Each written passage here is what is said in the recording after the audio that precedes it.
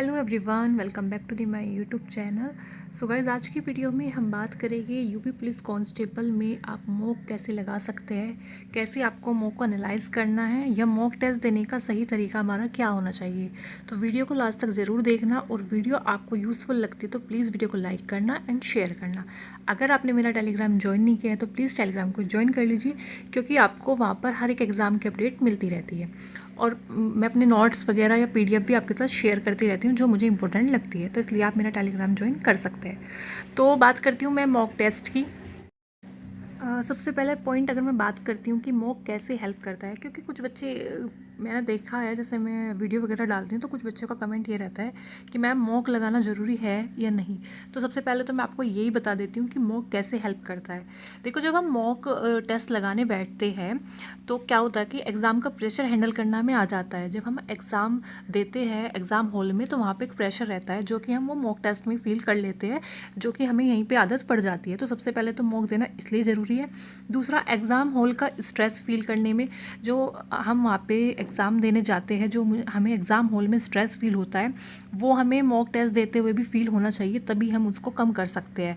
ठीक है, सेम उसी तरीके से आपको उसको लेना चाहिए मॉक टेस्ट को, कि हम अपना एग्ज़ाम हॉल में बैठे हैं और अपना पेपर सॉल्व कर रहे हैं। ठीक है, फिर थर्ड है हमारा टाइम मैनेजमेंट करना हमें आ जाता है कि हमें इतने ही टाइम में इतने क्वेश्चन करने हैं। तो वो हमारी एक हैबिट में आ जाता है कि जब हम एग्ज़ाम हॉल में जाके अपना क्वेश्चन पेपर सॉल्व करते हैं तो हम उसी टाइम में, जो हमें टाइम दिया जाता है, तो उसमें हम इजीली सॉल्व कर सकते हैं अगर हमें प्रैक्टिस है मॉक टेस्ट उसी टाइम पे करने की। ठीक है, नेक्स्ट है कौन सा क्वेश्चन छोड़ना है। एक तो ये सबसे पहले हमें पता होना चाहिए, कुछ क्वेश्चंस ऐसे होते हैं जिन पे सबसे ज़्यादा टाइम वेस्ट हमारा हो जाता है, तो उन्हें हमें पता होना चाहिए कि हमें उस लेवल के क्वेश्चन को पहले छोड़ना है, पहले और क्वेश्चन को देखना है। अगर हमारे पास टाइम बचता है तो तब हम उन क्वेश्चन को करें। उसके बाद कौन से पहले करने हैं, वही मैंने भी बताया कि हमें पहले मॉक टेस्ट देते देते हमें ये आइडिया लग जाता है कि हमें कौन से क्वेश्चन पहले करने हैं और कौन से क्वेश्चन हमें बाद में करने हैं। ठीक है, नेक्स्ट पॉइंट है हमारा कौन सा सेक्शन पहला करना है। सबसे पहले बच्चों का माइंड में यही आता है कि हमें कौन सा सेक्शन पहले करना चाहिए। जब आप मॉक टेस्ट देते हो आपको आइडिया लग जाता है कि पहले आपको हिंदी करनी है, मैथ्स करना है, रीजनिंग करनी है या जीएस करनी है। जो जिस तरह से आप पैटर्न मॉक टेस्ट में फॉलो करते हो वही आपको अपने एग्जाम हॉल में बैठ के एग्ज़ाम देते टाइम फॉलो करना है। जिससे मैं यूपी पुलिस कांस्टेबल के अकॉर्डिंग अगर आपको बताती हूँ, उसमें हिंदी, जीएस, मैथ्स और रीजनिंग के सब्जेक्ट से क्वेश्चन पूछे जाते हैं आपके। अगर मैं इसके अकॉर्डिंग बात करती हूँ तो जैसे मान लो आप मॉक में सबसे पहले यहाँ पे हिंदी सॉल्व करते हो, उसके बाद जीएस, उसके बाद मैथ्स एंड रीजनिंग। तो आपको जैसे आपने मॉक टेस्ट में अपना सेक्शन सीरीज़ लगाई हुई है, सेम सीरीज़ आपको एग्ज़ाम हॉल में फॉलो करनी है। ठीक है, अगर आप यही सीरीज़ अपनी वहाँ पे रखोगे जो आप मॉक टेस्ट में रखते हो, तो देखना आपको इसका एक प्रॉफिट मिलेगा, आपका टाइमिंग बच जाएगा। ठीक है, जो टाइमिंग वेस्ट होने वाला है वो आपको टाइमिंग बच जाना है। और अगर आप किसी भी यूट्यूबर की वीडियो देख रहे हैं जिसमें आपको सजेस्ट किया जाता है कि आपको सबसे पहले मैथ्स करना चाहिए या फिर रीजनिंग करनी चाहिए या जीएस हिंदी, तो ये सब भूल जाओ। जिस तरह से आप कंफर्टेबल हो, जिस तरह से आप मॉक टेस्ट में कंफर्टेबल हो, चाहे उसमें फिर आप मैथ्स पहले कर रहे हो या पहले हिंदी कर रहे हो या पहले जीएस कर रहे हो, जिस तरह से आप कंफर्टेबल हो उस तरह से अपने सेक्शन को डिवाइड करो कि मुझे पहले ये सब्जेक्ट सॉल्व करना है, उसके बाद इस सब्जेक्ट पे जाना है। तो जिस तरह से आप खुद से कंफर्टेबल हो अपने अकॉर्डिंग अपने सेक्शन चूज़ करो। सबसे पहले आपको कौन सा सेक्शन उठाना है। आगे अगर मैं बात करती हूँ मॉक टेस्ट देने का हमारा सही तरीका क्या होना चाहिए, क्योंकि कुछ बच्चों का ये रहता है सिर्फ मॉक टेस्ट देने का नाम करना है, बाकी उन्हें कोई फ़र्क नहीं पड़ता कितने मार्क्स आ रहे हैं, क्या हमारी गलती हो रही है, क्या चीज़ों पे हमें फोकस करना है, उनसे उन्हें उन चीज़ों से मतलब नहीं होता।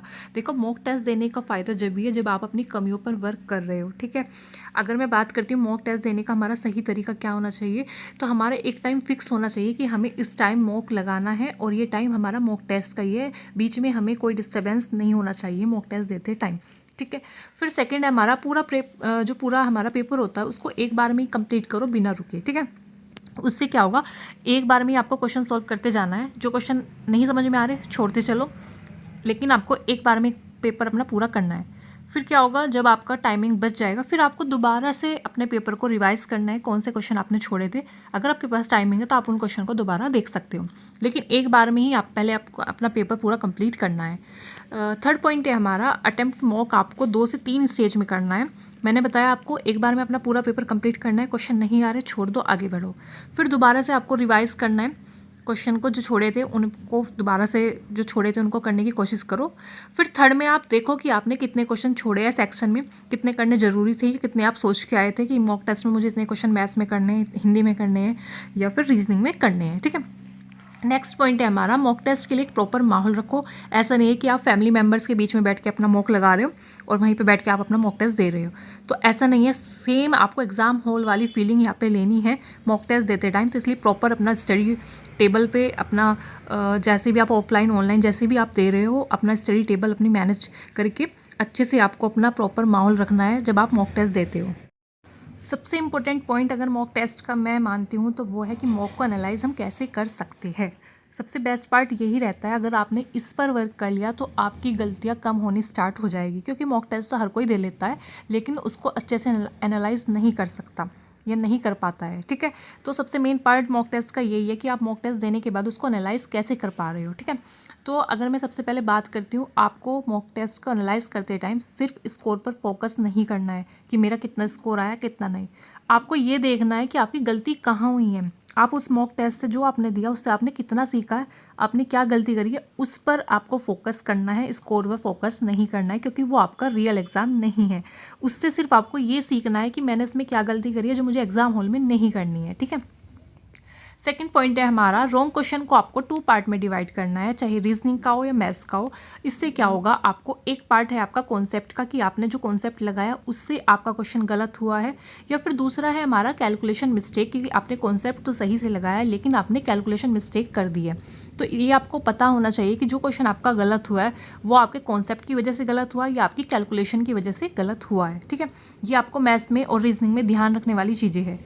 अगर मैं आगे बात करती हूँ कि जैसे आपके मॉक में क्वेश्चन गलत हो जाते हैं तो उसके बाद आपको क्या करना है, जो भी क्वेश्चन आपका गलत हुआ है जीएस का, हिंदी का या मैथ्स का या रीजनिंग का, आपको एक नोटबुक बनानी है और उसमें अपनी जो आपने क्वेश्चन गलत करा है उसको नोट डाउन करना है। ठीक है, सेक्शन वाइज आप नोटबुक बनाओ, हिंदी, मैथ्स, रीजनिंग और जीएस की, जो भी क्वेश्चन गलत आ रहा हो उसमें नोट डाउन करते चलो। ठीक है, नेक्स्ट है हमारा, उसी टॉपिक को बार बार रिवाइज करो जिसमें आप गलती कर रहे हो। मान लो आपका हिंदी का संधि चैप्टर है और उसमें आप बार बार उससे क्वेश्चन आते हैं, आपका हर बार वही क्वेश्चन गलत हो जाता है, तो यहाँ पे आपके रिवीजन की कमी है। आप उस चैप्टर में मतलब आपको रिवीजन करने की ज़रूरत है। एक बार समझ में नहीं आ रहा 2 बार करो, 2 बार नहीं आ रहा 3 बार करो। देखो, रिवीजन से ही चीज़ें सॉल्व होती है। अगर आप रिवीजन नहीं करोगे तो आप जीएस या हिंदी या किसी भी सब्जेक्ट में अच्छा स्कोर नहीं कर सकते। तो हर एक सब्जेक्ट अपना रिवीजन मांगता है कि आपको रिवीजन करना ही पड़ेगा। ठीक है, नेक्स्ट अगर मैं बात करती हूँ, हर मॉक के बाद एनालाइज करना ज़रूरी है। कम से कम 30 से 40 मिनट सिर्फ आपको अपनी गलती समझने के लिए देना है। एक मॉक टेस्ट आपने दिया, उसको इतने अच्छे से एनालाइज करना है आपको कि जो मिस्टेक आपने इस वाले मॉक में करी है वो मिस्टेक आप अगले नेक्स्ट मॉक में ना करो। अगर आपने वो गलती आगे नेक्स्ट मॉक में नहीं करी है तो ही आप समझना कि आपने इस वाले मॉक को अच्छे से एनालाइज किया है, क्योंकि अगर आप सेम मिस्टेक हर एक मॉक में करोगे तो कोई फ़ायदा नहीं है। आपने अच्छे से मॉक को एनालाइज नहीं किया है, अपने वीक पॉइंट पे वर्क नहीं किया है, तो इस तरह तो आप कितने ही मॉक दे लो, कोई इंप्रूवमेंट आपको देखने को नहीं मिलेगा जब तक आप अपनी मिस्टेक पर वर्क नहीं करोगे। तो इसलिए हर कोई बोलता है कि मॉक को एनालाइज करना बहुत ज़रूरी है।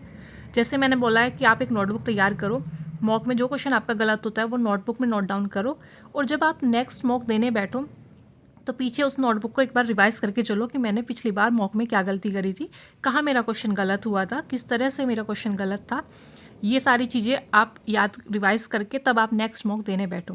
और एक बात और, आपको पता होना चाहिए कि आप जब मॉक दे रहे हो आपने किस क्वेश्चन पे तुक्का लगाया है, किस क्वेश्चन को आपने खुद से अच्छे से किया है। अगर आपने तुक्का लगाया उसको भी नोट डाउन करो, क्योंकि आपका तुक्का भी काम करेगा लेकिन क्या पता एग्जाम हॉल में वो काम ना करें। तो इसलिए सारी चीज़ों को आपको अपनी एक नोटबुक बनानी है, उसमें नोट डाउन करते चलना है। तो गाइज़, ये थी मॉक टेस्ट की स्ट्रेटजी वीडियो जो यूपी पुलिस कांस्टेबल वाले बच्चों के लिए काफ़ी यूज़फुल रहने वाली है। तो गाइज़, वीडियो को लाइक करना एंड शेयर करना। Thank you so much.